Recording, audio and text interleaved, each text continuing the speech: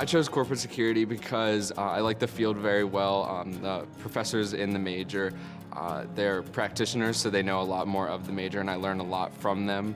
We're one of the first colleges to have that as a major, so that's really big for us to have that. It kind of puts us above everybody else within the other universities around Slippery Rock, so that makes us unique within the programs that we have. Career-wise, is a wide range of careers that you can have within this field. A lot of my classmates were graduating, and some of them can go into the Secret Service. Some of them are security managers, supervisors within the security field. So you can work within corporations, private industry. Internships within the corporate security field are very important.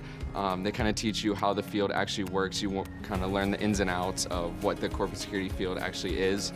Because of Slippery Rock, I feel that I've gained a lot of knowledge that kind of sets me apart from other people, and I think Slippery Rock is definitely a place that I really enjoyed, and I'm going to miss Slippery Rock when I graduate.